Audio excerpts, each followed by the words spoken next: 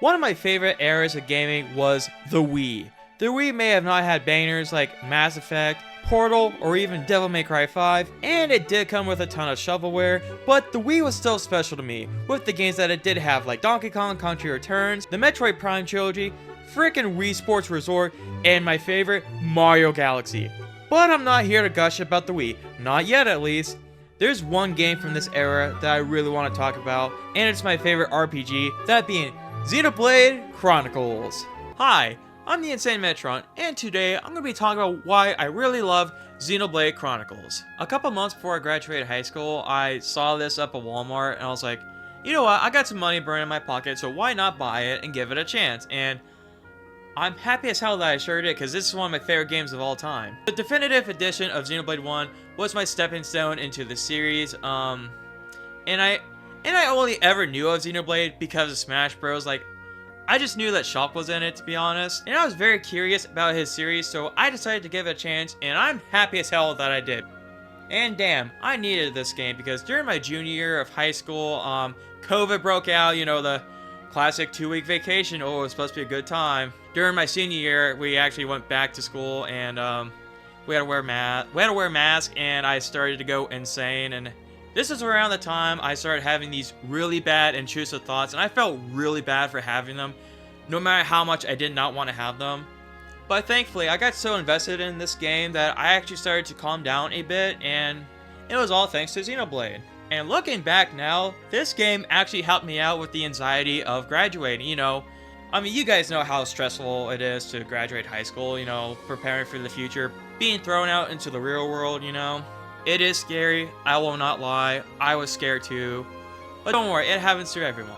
So to start off this video, I'm going to go into the background of Xenoblade, you know, talk about the good old days, and a little bit about the series too. There are 4 games in the series, Xenoblade 1, 2, and 3, and a Wii U game called Xenoblade Chronicles X that was its own thing. Xenoblade 1 started on the Wii, but then had a 3DS port, and there's also the definitive edition, where it's just a remaster of the original game, but with the second game's engine. Also, they retained the original voice work of the cast, and they updated the music, and that's really cool. Xenoblade is also in this group called the Xeno series. It was created by Tetsuya Takahashi, where he originally worked at Squaresoft, and then left and formed another company with Hiroto Segura and Hasuyuki Hon that they named Monolith Soft. Besides making RPGs, they also helped out with creating Breath of the Wild, Splatoon, Pikmin 3, and Animal Crossing New Horizons, since Nintendo bought them in 2007. Xenoblade is my favorite RPG easily. I have a lot of love for the first game, and that's the one I'm going to be talking about in this video. If it wasn't for a group of fans, then I wouldn't have the opportunity to play this masterpiece. And the next part is about this project called Operation Rainfall. Operation Rainfall was about 3 unlocalized games in Japan and Europe that fans wanted in America. Those games being Pandora's Tower, The Last Story, and Xenoblade, of course. These games finally got localized due to fans flooding an IGN page called the Nintendo Wii Lobby, sending Nintendo letters, and having a ton of pre-orders on Amazon too. This especially started after Matthew Manuel said that Nintendo of Europe wanted to show Xenoblade at E3, and Nintendo of America wouldn't let them because they didn't want to show products they aren't planning to sell. That sucks. I'd be really mad that a game I heard is really good, and I couldn't play it because it's not in my region! That's why I'm mad at that PS2 Berserk game for the same reason. Operation Rainfall even has their own website, and I was able to find the first article about their plan with Xenoblade, and I even found their YouTube channel that still makes content. What's also cool is before Xenoblade got its name, it was called Monado Beginning of the World, where I'm glad Xenoblade stuck. Just because it's simpler to say, and I won't have to say Monado a million times when I talk to my friends about it. Alright, enough with the history lesson, let's get into the actual game. Man, what a game this is! The world is beautiful, the soundtrack is amazing, and the characters are well written, and you just gotta hate the villains too. I also really like Shulk. When I first played him in Smash Bros, I had no idea what he was like, and I kept thinking, damn, his face render is so ugly. I wouldn't blame people for thinking that Shulk was arrogant and a wisecracker with his taunts. Now it's Shulk time. I'm really feeling it. This is the Monado's power. I'm really feeling it. But that's actually far from the truth, as Shulk is more humble, he is really smart, and he keeps to himself more often, and I love that about Shulk. He's just a nerdy guy who cares about his friends. I also really like Adam Howden's performance as Shulk. I like how calm he is most of the time. Let's take a rest. If the monsters in here killed all these traders, we need to be at our best. And when Shulk gets really angry and breaks character, Adam does a great job at sounding like he wants revenge. Talk all you want, because those words will be your last! Now the world is beautiful, with nighttime Satori March being a sight to behold, It's beautiful. Guar Plains being a big field to explore, and Era Sea being a great light show. These are just my favorites. Colony 9 is a nice cozy place to start out. Teffer Cave has this one cool spot. The Ether Mine looks really cool, except it takes forever to get to the bottom. You have to wait to jump on a rotating beam multiple times. Then there's Alchemoth, and it looks like an advanced city in the future. The next best part is the music. The music is so good. This game has a great soundtrack. Some of my favorite songs are Engage to the Enemy, Satori March at Night, Intrigue, and of course, An Obstacle in Our Path. The music really helps the cutscenes be more dramatic. Like, it adds to whatever is going on in the situation. Like when Charlotte finds out what happened to the remaining people of her colony. I also like the enemies of this game. It's really cool to me how they're fighting robots and the robots eat people to gain energy, and they're called Mechon. There's also ones with faces, and for some reason, the Monado can't hurt them. That's just my basic overview of the game, but now I'll explain how you play the game. And my god, it took me 3 Xenoblade games to fully understand the mechanics. So in the game, you can move around, and you have arts that you can use to deal a lot of damage. You even get some nice bonus effects if you're in the right spot of an enemy, like backslash for example. If you're behind the enemy, you'll deal more damage with backslash. And it's really helpful that the game shows an exclamation point on an art that shows you're in the right spot for that added bonus. There's a term called aggro, where the enemy will target and follow you. Also, this red circle appears below you that shows that you're being targeted. This is important because you can't get around an opponent to backslash them, and they'll just keep facing you. Also, each character has a main ability that is filled by doing auto attacks, and your arts refill on their own by waiting like 15 seconds. The main way to deal damage is to follow this formula. Do a break attack, then a topple attack, and then a daze attack. Fortunately, when you play any character, when you hover over an art, it will have a small description of what it does, and it'll say like break, topple, daze, where break attacks are purple, topple is green, and daze is yellow. So I'm really glad that the game tells you what each art does so you don't have to pour a ton of research in, and the tutorials are pretty simple. Oh, there's one more thing called a chain attack. After you fill up these 3 blue bars, then you can perform a chain attack that'll basically let you set up the break, topple, daze formula, and a break attack is almost guaranteed to hit in a chain attack, but not always. Also, there is a quick time event where if you hit the B button at the right time, you'll get a full bar for a chain attack. I know this is a lot to take in, but it makes sense when you play the game and experience it. Unfortunately, it took me 3 games to get the formula down. Also, there's a ton of side quests. My god, Alchemoth had a ton. Basically, they boil down to killing a certain amount of monsters and collecting a certain item. Some of them are really easy and give you a lot of XP or money. There's also a Collectopedia where you can add items you found and get rewards from when you fill out a section. You can also make gems to upgrade your characters and add them to equipment. Then there's Heart to Hearts. Basically, when you and your characters like each other more and more, you can then view them having a conversation with each other. This can also increase their affinity and make chain attacks last longer too. So when I first played the game, I was too dumb to understand all of this, but with time I finally did, except it took too long. Now with the gameplay covered, let's get into the characters. So let's get started with the cast. First up is Shulk. He's a nerdy, quiet guy who cares about his friends, and he loves to tinker with machines while studying how the Monado works. Next is Ryan. He's Shulk's best friend, and he's a meathead who's in the Hom's army, and he's my favorite. Next is Dunban. He wielded the Monado before Shulk, and eventually lost his right arm because the sword didn't accept him as its rightful user.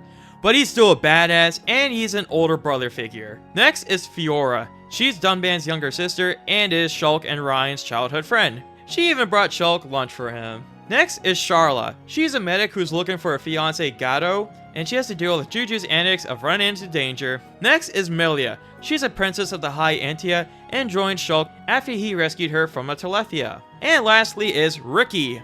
What the hell is he? Dino Beast is big and scary. Dino Beast is So Ricky is a bird-like creature called a nompon, and he could be a little bit annoying, but he's pretty funny, and he started to grow on me, and he has a lot of HP for a little bird. He joins Shulk after they visit his village. I really like Shulk's party members. I mean, half the time I only used Shulk, Ryan, and Charla, but then as I was getting footage and replaying the game, I started to play the other characters, and I realized I was stupid for doing that on my first playthrough. Dunban is really good with break-in and toppling opponents, Melia grants ether protection, and Ricky is just Ricky. There is another member that they do get, but I can't say who it is because I'll spoil the plot, and I'm going to go over it later when I talk about the story. I will put a disclaimer when I do, so don't worry about that. All in all, I really like Shulk's team. They get along pretty well, and there's this funny moment with Ryan. What a mess, Ryan. Why is it my fault all of a sudden? What is this thing? Yeah, this is big brain time. There are some other characters that I want to go over too. There's Dixon. He's an old guy that's traveled all over the Bionis, and he was the one who took Shulk back from the Monado Discovery Expedition. And it's weird that only Shulk survived. I wonder why. Then there's Juju. He's Charlotte's younger brother, and he thinks everyone is a coward for not fighting the Mechon, and he proceeds to run away to fight them, but gets captured, and he makes everyone worry about him as they go rescue him. Then there's my favorite villain in the game, and it's Zord. Zord is one of the face Mechon that can't be hurt by the Monado. He shows up when Juju ran to fight the Mechon, and he's pretty boastful and loud, and he's just awesome. I'm not Metal Face. You'll have to try harder. Plus, he's important as he drops some major foreshadowing of the story. There's also Metal Face, and I both despise and like him. He has a cool design, but he does some really unforgivable things that piss me off. He's also a showboat that has Wolverine claws, and that's pretty cool. Xenoblade has a lot of really cool characters like this guy on President Island, this high NCO baddie known as Loritha.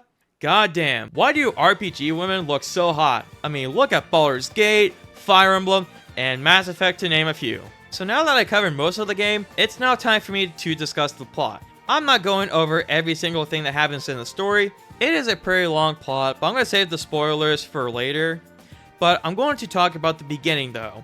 At the very beginning of the game, we see the Mechanists and the Bionis fight each other, and the fight ends in a stalemate. Then after a millennia, the Homes and Mechon are fighting each other at the Battle of Sword Valley on the Mechanists' sword. The Homes start to retreat until Dunban shows up with the Monado, while Dixon and Mumkar help. Dunban then gets hurt by the Monado, while Mumkar decides to be a slimy coward and runs away until he gets decimated.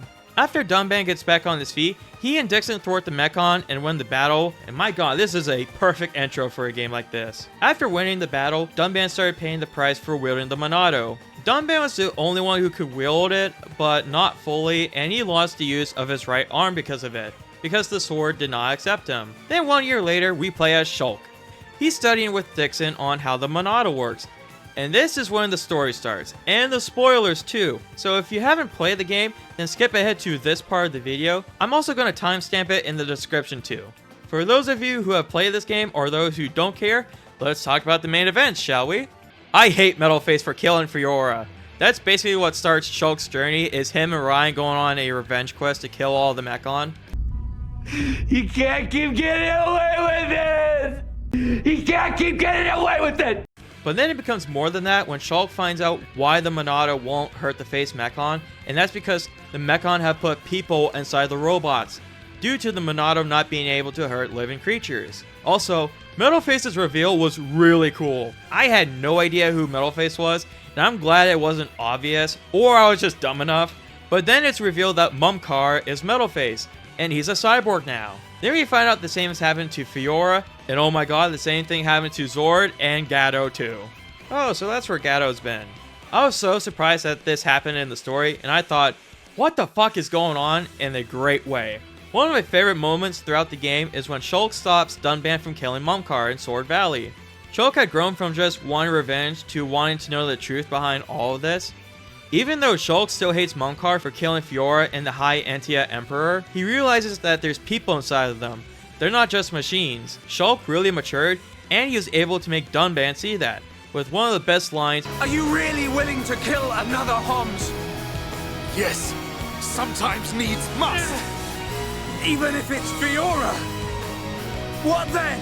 Even Mumkar's death was portrayed really well. When Shulk had another vision right before it happened, he even tried to stop Mumkar, even though he wasn't listening, and he caused his own demise. God damn, I love this plot.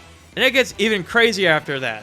So remember Dixon? So after Shulk is able to converse with Ego, Dixon reveals his true colors, and he turns out to be Zanza's servant. My god, when this happened, I was so shell-shocked. And it's revealed that Shulk was also Zanza, and Zanza is the Bionis! So that's why he survived the Monado expedition. He became the host of Zanza, started having visions of the future, and why he can wield the Monado. Then I am so glad I'm not a High Entia, because as it turns out, the High Entia were designed with a genetic curse. If they're exposed to too much ether, they turn into a Telethia. And it's a good thing that Melia is mostly Holmes. And my god, that ending was pretty confusing, as it turns out that their world was made by a scientist named Klaus, who made a conduit that destroyed the universe and created a new one, where he became the Bionis and his friend the Mechonis. And Alvis is the machine that ran that experiment. I really like the plot a lot. It's definitely my favorite out of the series, and for good reason. It has a lot of depth to it, and I really like how each character fits into the puzzle of the plot to create the big picture.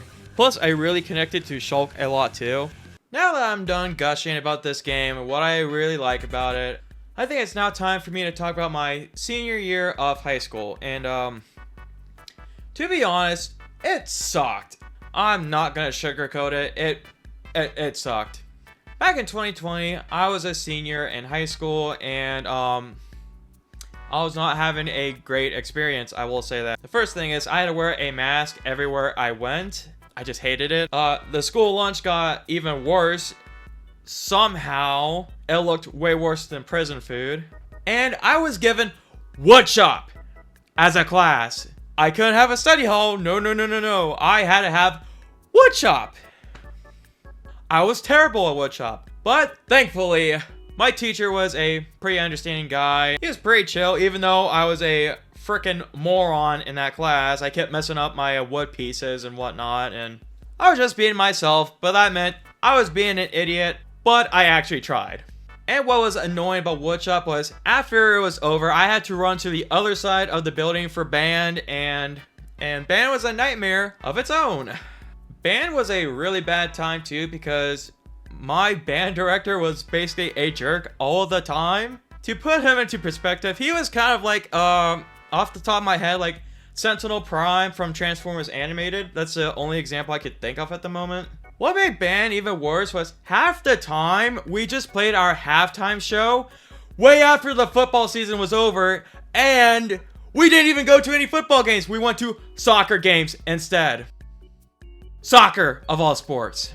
But all of that pales into comparison of what was going on with my mental health at the time. And that was when I was developing intrusive thoughts. Now, what are intrusive thoughts? Basically, they're thoughts that you personally don't want to have, and they can show up at any moment.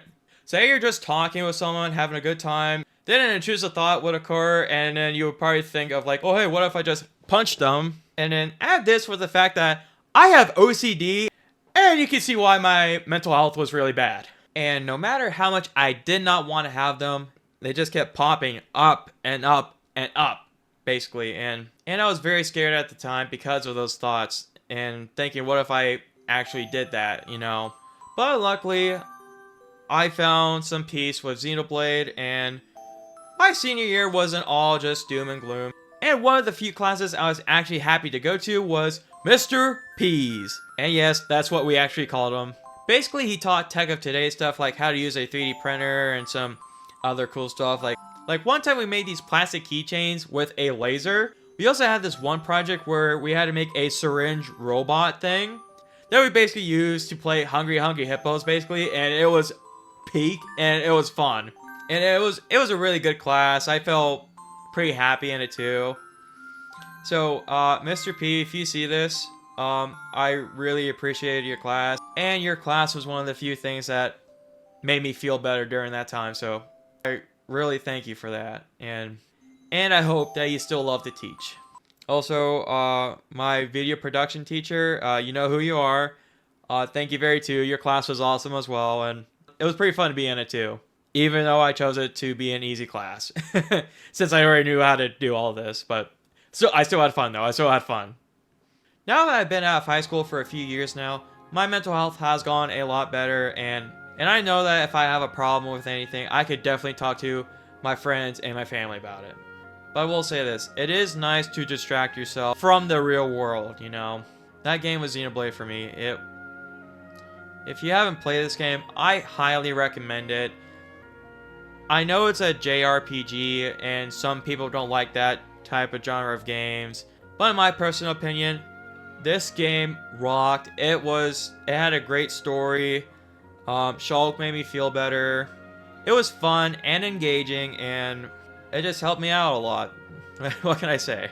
I still love it to this day, and I'm a huge Xenoblade fan now. So, that's why I love Xenoblade. So I hope this video shows how much I appreciate Xenoblade. It's kind of more than just a game to me at this point. Thank you very much for staying at the end of this video. I know in my Skullgirls Marie video, I know I said I was going to start working on this, but that was like 10 months ago at this point, and I have a really bad procrastination problem, I will admit. The reason why I decided to actually work on this now was because of the external hard drive crisis. I think my hard drives were pranking me or something, because after I made that sob story about, you know, all my data being erased on it, it finally got to work. I think the problem was I plugged them into the wrong USB ports on my computer, like how some of them are gray and some of them are blue, and the USB on the hard drives are blue, so I think that's the reason why. And since I think I figured out the problem, I decided, you know what, I should actually start on that Xenoblade video. I'm not going to say what I want to do next, because I don't want to repeat the cycle of Xenoblade, you know, waiting another 10 months to actually do what I want to do. Sorry I haven't been posting as much. I know I was making a lot of YouTube shorts, but then I just stopped. Part of the reason was because my job started being more hectic, because, you know, it was like, I work retail around the holidays. It usually is hell, then it became like double hell, so whenever I got home, I was just too tired to do anything, and I just wanted to feel better from dealing with all that crap. So, but hey, I finally got this video out, and I hope you guys really like it. So I hope you guys have a great day, and I will see you later. Bye bye.